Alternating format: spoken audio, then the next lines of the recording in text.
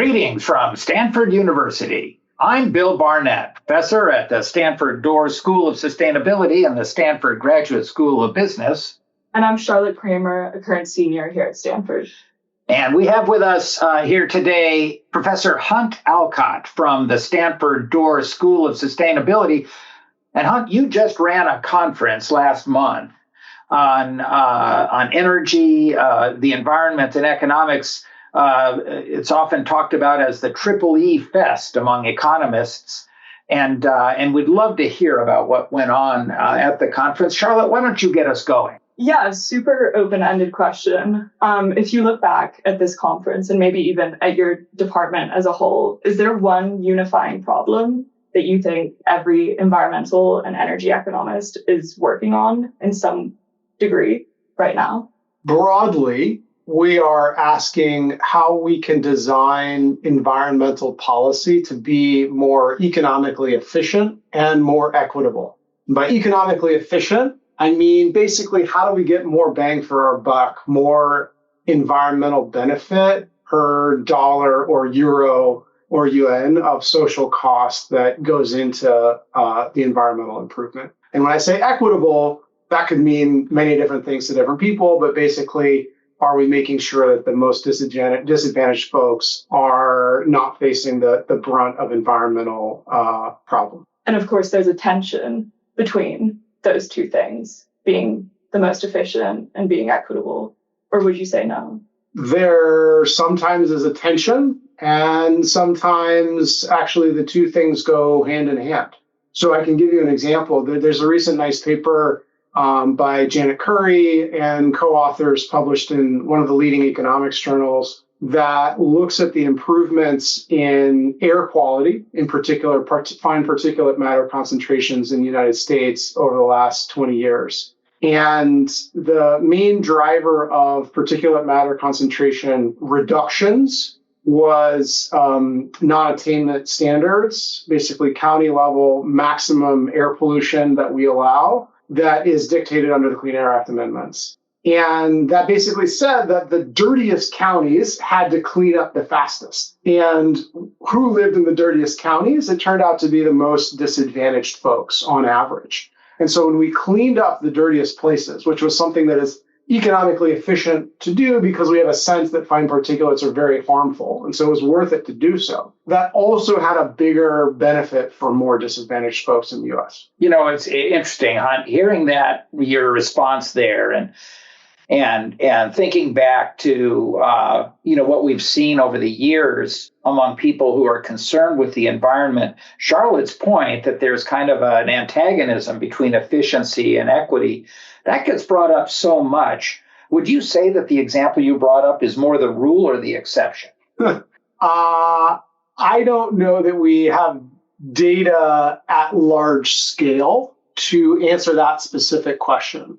What I think we do know is it's generally true that more disadvantaged folks live in more polluted areas. So I think that's a fact. And then if we think that over time, as countries demand more environmental quality, that's getting cleaned up, I think that would broadly suggest that the cleanup of pollution is going to be particularly good for the disadvantaged folks who fare the brunt of it. Oh, all right. What then do you think is the roadblock to getting clean energy and clean living conditions to everyone, everywhere? Because you would think that since the dawn of civilization, we've been trying to be efficient, not necessarily equitable. But if those two things are possible together, then why is the world not equitable? Well, I think it's a great question. There's a lot to that. Let me take the first part of it, which was, what are the barriers to getting more clean energy out there? I think there are several. One is that, historically, wind and solar and other kinds of clean energy were more costly to install. And that has changed, but the energy system is something that moves particularly slowly because the investments we make now are going to be in the ground for, 50 or maybe 100 years. The power plants that we have in the ground now already were built in some cases 50 or more years ago. And so the electric power industry is something that changes just very, very slowly relative to other industries. When I, first started working professionally in the power industry, it was 2002. I was just out of college. Actually, I was a Stanford undergraduate and master's student. And I went to work for a consulting company that was doing energy market modeling. And we were basically doing simulations of what would happen if there was more stringent climate policy imposed in the US, and what would happen, if the local air pollution policies that prevent acid rain, for example, and smog were changed in different ways. And, we had models of the power sector and what power plants were in the ground. And those models are still broadly what you would use today. And actually, most of the specific power plants that we modeled had been in the ground for, at that time, 40 years. And most of them, as measured by generating capacity, are still in the ground now. So it's an industry that moves very, very slowly. And that means that as we're making decisions now, we want to make sure that we're incentivizing the right kind of capacity going forward. So I think that's one issue, just things move slowly. The second issue is I think there are just big political constraints to implementing more efficient and effective environmental policies. With any policy issue, there are many sides and many angles. And I think especially in the US, we have been slow to get to consensus on what type of climate policy we want to have and how fast we want to move.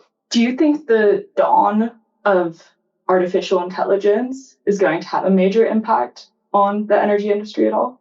Yes, electricity demand is growing because data centers are sucking up a lot of power. This is another example of how the industry moves slowly. I mean, this was an industry that, grew at 2% per year for a while. Demand grew at 1% per year. Demand basically stopped growing for a little bit. And now we're back on this path of having higher demand, mostly because of AI, mostly because of data centers. And so that's one impact. I think another set of impacts is just on the efficiency with which we can supply electricity. I don't know if you want to call that AI, but basically, improvements in how we optimize things are going to allow us to be more efficient in electricity supply in various ways, including how we use transmission lines and how we allow us as electricity consumers on the demand side to respond more to changes minute to minute in system conditions. I've always wondered the following question. I have no idea, Hunt, whether you and your colleagues have worked on this, but it grows out of your answer to Charlotte there. When we decompose the components that go into the increases in carbon dioxide, as done in the Kaya identity, we worry about the energy intensity of wealth, which is how I'm sort of seeing your comment on AI generating a great deal of demand for power in data centers. But we also have then the question of what's happening to the carbon intensity of energy. And presumably, AI could be used to improve the carbon footprint of humanity if it was applied in that direction. And I don't, net, I would hope that AI could actually be net beneficial to humanity when it comes to sustainability, in terms of making us both more energy efficient and more carbon efficient for a given unit of energy. But I don't know. Do we have research on that? I'm not sure that we do. So I think, broadly what's happening is as economies grow, they become a little more they become more service intensive over time. And that generally means that energy per, unit of happiness or energy per unit of GDP goes down over time. But the real source of pollution reductions is going to be because we get more energy from less carbon intensive sources over time. The main driver of that in the US so far has been just switching from coal to natural gas, because we've gotten so good at fracking.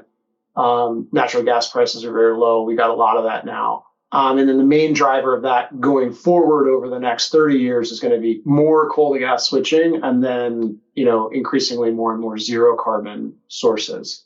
I see. Okay. So I think that's the big picture of the identity.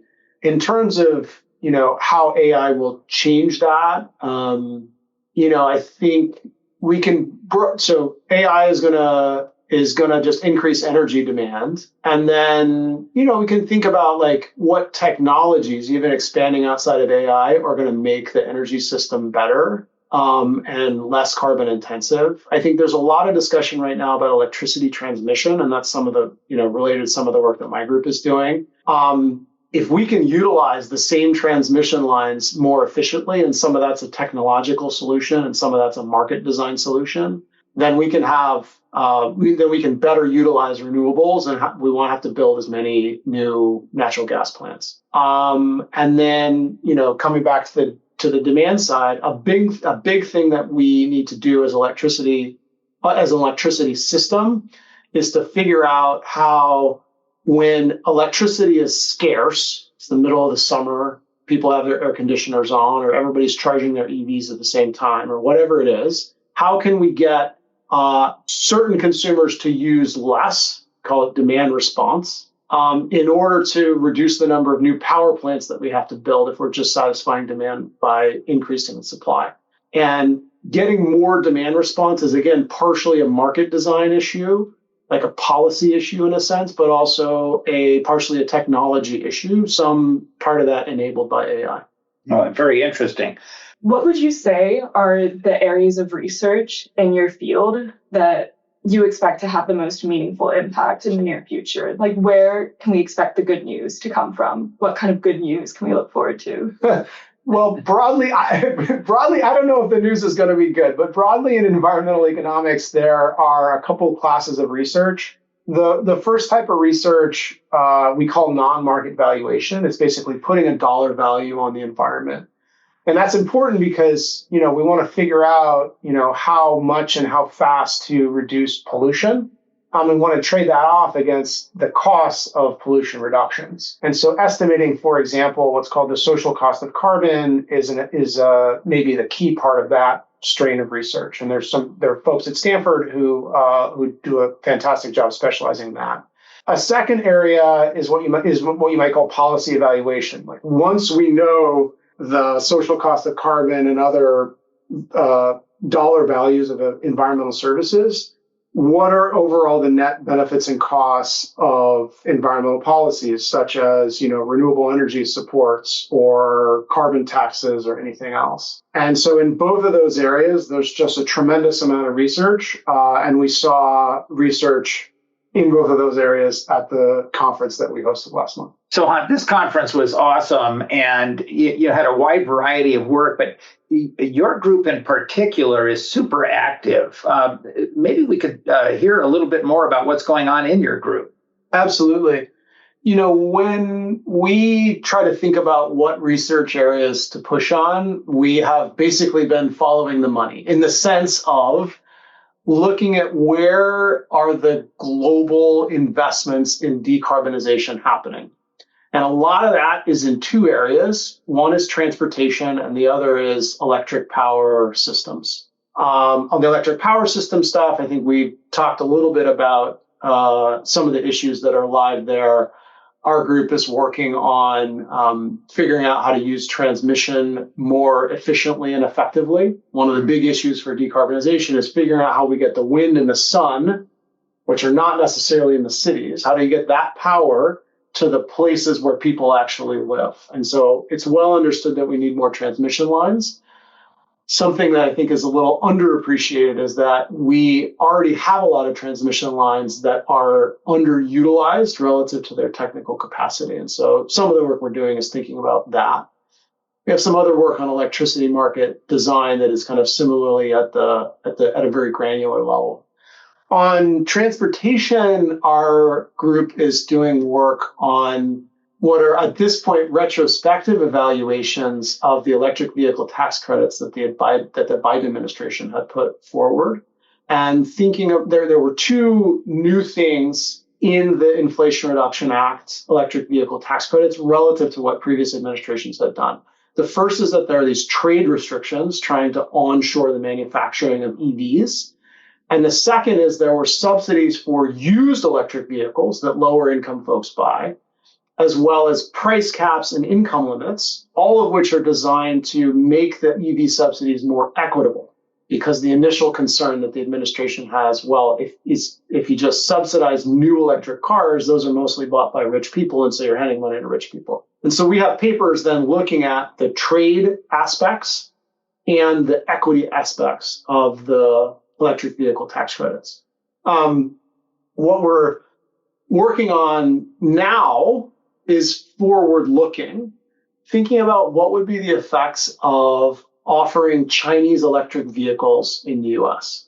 So why is this interesting? In the Soviet Union, it was kind of an understood thing that there were consumer products that you couldn't buy. You couldn't buy Western refrigerators and washing machines and cars and other things. In the modern history of the US, there is one consumer product that we are basically not allowed to buy because of high tariffs, and that's Chinese electric cars. And you might wonder, is that a good thing? Because we're allowing our auto industry to survive a little bit more. Or is that a bad thing because we're slowing down the energy transition? And so we're working on some analyses unpacking that question. That's super interesting. Can I push a little on that second point? I can imagine it's a bad thing because by allowing, or that it would be a good thing to allow the purchase of Chinese electric vehicles, because that would raise the bar in competition with the American manufacturers, which we know in terms of industry dynamics over time can improve an industry's performance, either by reallocation of resources and the adaptation of existing firms, or by the birth and death of companies, which is part of the creative destructive process. I think history, and in particular looking at, some protected sectors in the Soviet world, suggests that, and in Latin America too, I think can often suggest that protectionism and going too far in protecting your domestic industries is a recipe for them to be unproductive over time. However, I think there are also examples, maybe looking closer to Asia, where industrial policy and protecting infant industries seems to have worked out better over the medium term. And so I do think this is an open question. Sure.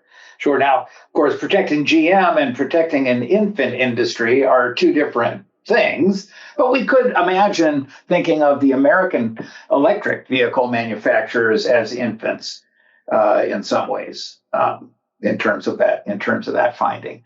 Well, Hunt, thanks so much for coming in to our recording today.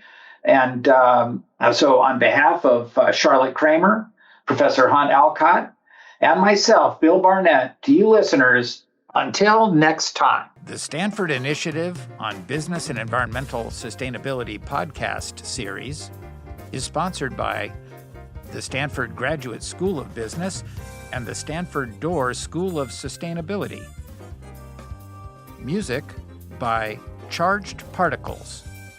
That's Caleb Hutzler, Mike Rock, and John Krosnick.